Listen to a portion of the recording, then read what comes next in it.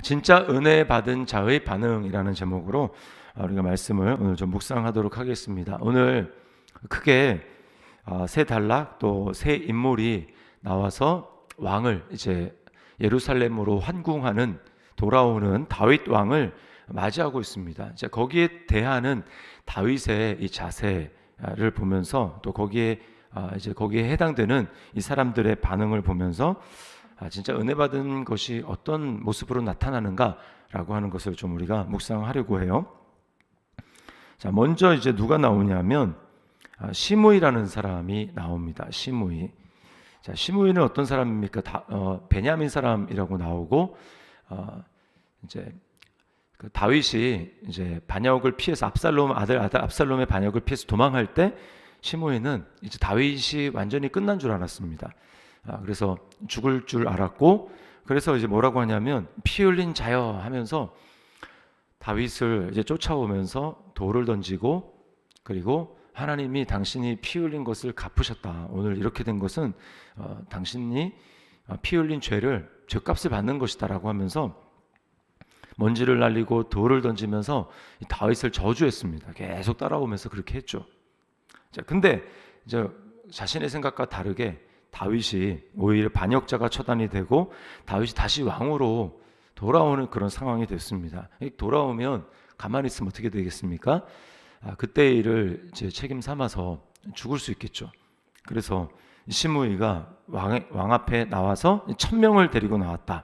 베냐민 사람 1000명을 데리고 나왔다. 그러니까 굉장히 좀 이렇게 영향력이 있는 베냐민 지파 가운데 또 사울의 집안 가운데 영향력이 있는 사람이라는 것을 알 수 있습니다. 근데 그가 와서 뭐라고 이제 이야기합니까? 19절에 보니까 내 주여 원하건대 내게 죄를 돌리지 마옵소서.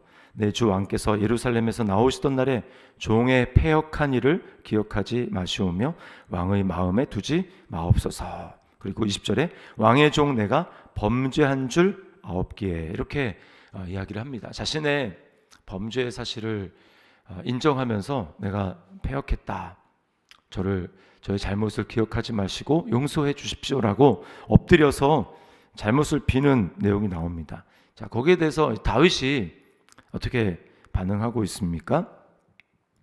23절에 왕이 시므이에게 이르되 내가 죽지 아니하리라 하고 그에게 맹세하니라, 이렇게 이야기를 합니다.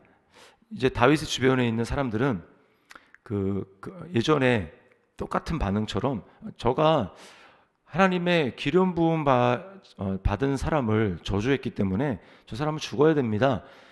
그렇게 이야기를 하지만 다윗은 그때에도 그리고 지금도 똑같이 죽지 아니라, 그리고 과거에 어떻게 했습니까? 하나님이 내가 범죄한 것에 대해서 저 사람의 입을 통해서 나를 저주하게 하는 거다. 나는 이 말을 다 들어야 된다라고 하면서 혹시 내가 이렇게 하나님 앞에 이런 반응을 보인 것에 대해서 훗날 하나님이 나를 기억하시고 내게 은혜를 베풀기를 바랄 뿐이다 라고 그렇게 다윗이 반응을 하죠. 오늘 다윗은 용서를 하고 있습니다. 다윗이 어떻게 용서를 할 수 있을까요? 나에게 대해서 과거에 잘못을 하고 저주를 하고 또 비난을 하고 사람들에게 손가락질 받게 만드는 이러한 굉장히 부끄럽게 만들던 그 사람에 대해서 그 사람이 내가 그때는 잘못했다, 용서해 달라라고 할 때 우리가 어떻게 그 사람을 용서할 수 있겠습니까? 다윗과 같이.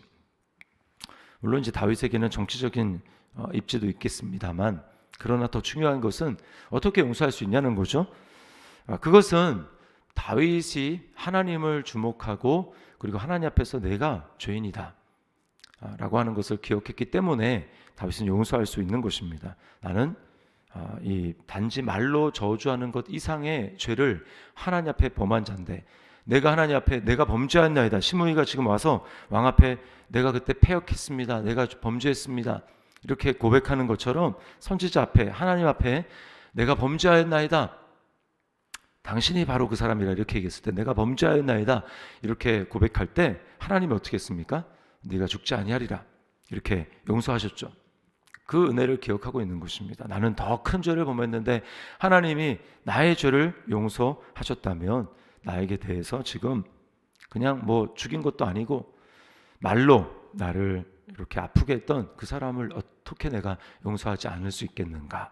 자신이 하나님 앞에 받은 은혜를 기억할 때 여러분 우리는 내게 대해서 잘못을 한 사람들의 그 잘못을 다시 생각하고 용서할 수 있게 되는 것입니다. 그러면 우리가 질문해야 될 것은 내가 하나님 앞에서 정말 용서받을 수 없는 죄를 용서받은 사람이라는, 하나님의 큰 은혜를 받은 사람이라는 그 사실을 우리가 기억하고 있는가? 나는 정말 그렇게 생각하고 하나님께 감사하고 있는가? 우리가 이 새벽에 물어봐야 될 질문입니다. 그럴 때 우리가 용서할 수 있습니다. 이게 진짜 은혜 받은 사람의 반응이죠. 자, 그런가 하면 두 번째는 무비보셋이 나옵니다. 무비보셋. 자, 24절에 사울의 손자 무비보셋이 내려왔다. 이렇게 왕을 맞았다라고 얘기를 하죠. 근데 무비보셋이 누굽니까? 사울의 손자도 되지만 요나단의 유일하게 남은 아들입니다. 요나단의 아들. 다윗과 요나단은 언약을 맺었죠. 서로 집안 간에 어떠한 일이 있어도 후손들이 서로 싸우게 하거나 전쟁하고 원수 맺는 일이 없도록 하자. 그렇게 언약을 맺었습니다. 그 무비보셋을 다윗이 이제 극진하게 대접하지 않습니까? 자, 그랬는데 문제는 뭐냐면 이간질을 했다라는 거예요. 다윗이 왜 너는 나와 같이 가지 않았느냐? 왕의 식탁에서 함께 먹고 내가 아들처럼 내우를 대우했는데 마땅히 나와 함께 가야지 되는데 왜 왕궁에 남았느냐? 이렇게 얘기를 했더니 뭐라고 얘기합니까? 이 무비보셋의 종 중에 시바라는 종이 있죠. 그 시바가 왕과 자신의 사이에서 이간질을 한 겁니다. 뭐라고 이간질을 했냐면 그 앞에 보면 우리가 지나간 본문인데 왜 무비보셋은 안 오고 너만 이렇게 와서 나를 맞이하느냐라고 했을 때 그 종이 무비보셋이 그 압살롬이 반역한 때를 따라서 이제 이때야말로 사울의 집안을 내게 다시 돌리는 일이 일어날 것이다. 즉 자신이 왕으로 세워지는 일이 일어날 것이다. 이때가 바로 기회다라고 그렇게 이야기를 하고 왕궁에 남았다. 이렇게 거짓말을 했습니다. 그래서 다윗이 무비보셋에게 남아있는 그 밭을 다 그래서 종인 시바에게 다 넘겨주죠. 그 말을 믿고 그랬는데 지금 돌아와서 보니까 무비보셋이 자기가 떠난 이렇게 도망간 왕궁에서 목숨을 피해서 반역을 피해서 도망간 그날부터 지금 돌아오는 날까지 씻지도 않고 초췌한 모습으로 그대로 나와서 왕을 맞이하고 있고 사실은 내 종이 나를 모함해서 그렇게 된 것이다 라는 이야기를 하게 됩니다. 그러니까 다윗이 굉장히 미안하죠. 그래서 어떻게 합니까?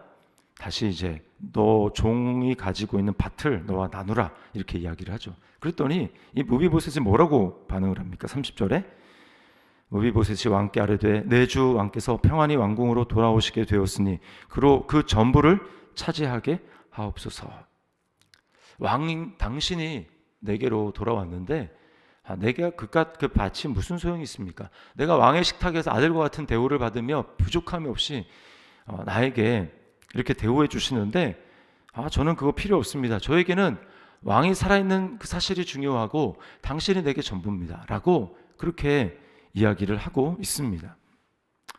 여러분 이게 진짜 은혜 받은 사람의 고백이죠. 우리가 하나님 앞에 내 생명을 부지하고 내가 하나님 앞에 영원히 죽을 그런 삶에서 하나님이 나를 건져주셨는데 내게 이것저것이 좀 없다 할지라도 하나님 저는 상관없습니다. 내게는 하나님이 전부십니다. 이렇게 고백하는 것이 정말 은혜 받은 사람의 반응입니다. 근데 어떻게 이 무비보셋이 이렇게 반응할 수 있겠습니까?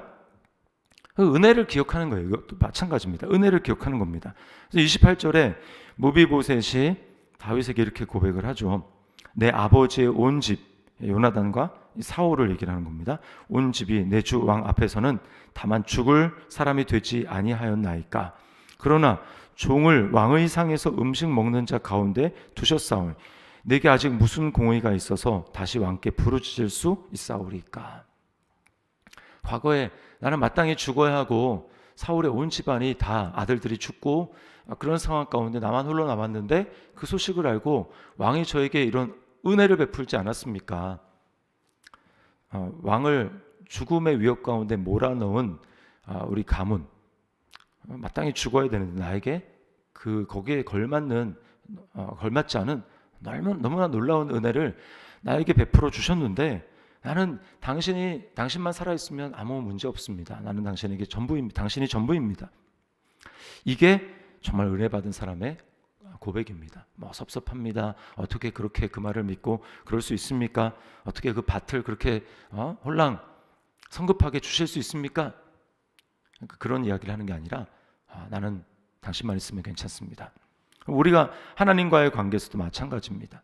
때때로 내가 생각하는 대로 응답이 되지 않을 수 있고 내가 생각하는 대로 상황이 흘러가지 않는다 할지라도 우리의 모습이 어땠습니까? 우리는 그냥 반역자였고 영원한 심판을 받을 그런 사람이었는데 하나님 우리에게 죄를 용서해 주실 뿐만 아니라 우리를 아들로 딸로 삼아주시고 또 하나님의 자녀로 상속자로 모든 것을 다 상속받을 수 있는 상속자로 우리를 삼아주시지 않으셨습니까? 그러면 우리는 너무나 그것이 걸맞지 않은 은혜죠. 당연한 게 아니라 우리는 걸맞지 않은 은혜를 입은 사람들입니다. 그러면 하나님이 내게 전부입니다. 하나님이 살아계신데 그리고 나의 필요를 하나님이 다 아시고 나를 사랑하셔서 다 채워주시는데 내가 뭘 더 하나님 앞에 바랄 수 있습니까? 이게 은혜 받은 사람의 모습이라는 것입니다.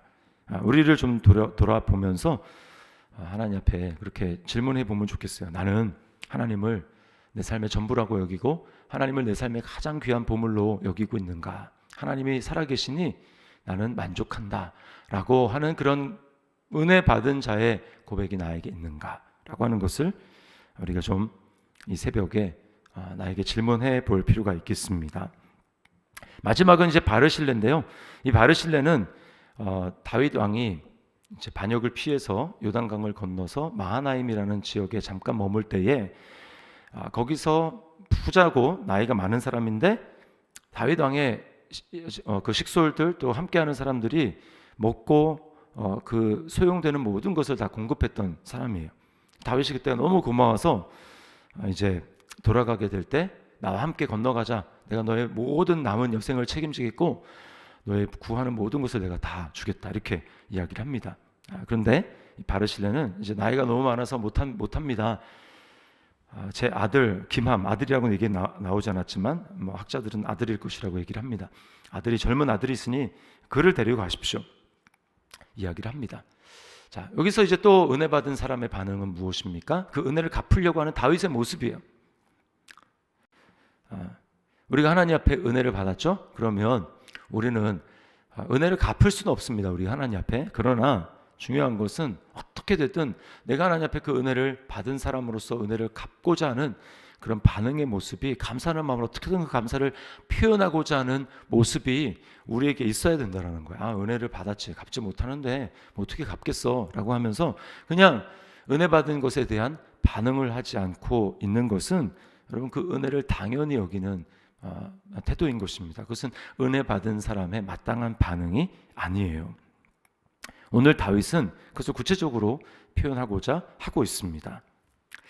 자, 나는 질문을 던져봅니다. 나는 하나님의 은혜를 당연한 것으로 여기지 않고 어찌 되었던 내가 갚지는 못하겠지만 그러나 하나님의 은혜에 대해서 보답하고 갚으려는 어떻게든 그 은혜에 반응하고자 하는 그런 모습이 내게 있는가?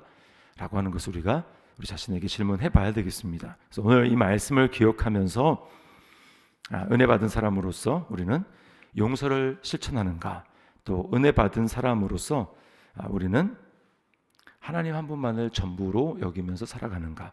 은혜 받은 사람으로서 우리는 그 은혜를 어떻게든 표현하고 갚으려는 그런 모습을 보이고 있는가?